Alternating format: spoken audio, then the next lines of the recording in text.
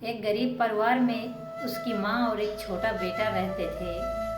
पिता के गुजर जाने के बाद माँ अपने छोटे से बेटे को मजदूरी करके पढ़ा रही थी।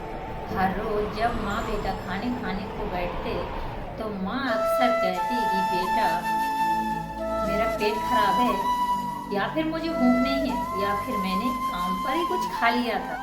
वह अपनी थाली की रोटी भी बेटे की थाली में रख देती।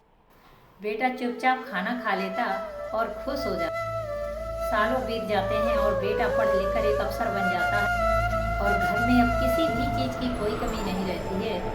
एक दिन लंच टेबल पर बहुत सारा पकवान सजा हो और बेटा देखता है कि माँ आज भी आधी सूखी रोटी खा रही है। तब बेटा चिल्लाकर बोलता है माँ से, माँ आज तो हमारे पास सब कुछ है, फिर आप अच्छे से रोटी क्यों नहीं खा रही हो?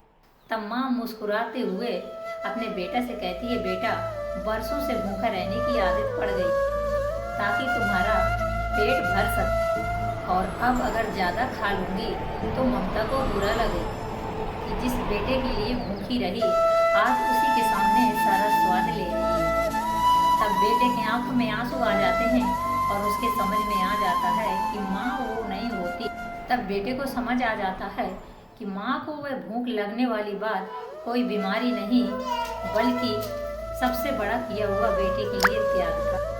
दोस्त, माँ की ममता और पिता का पसीना ही वह असली पूंजी है जिसे चुका पाना मुमकिन नहीं है।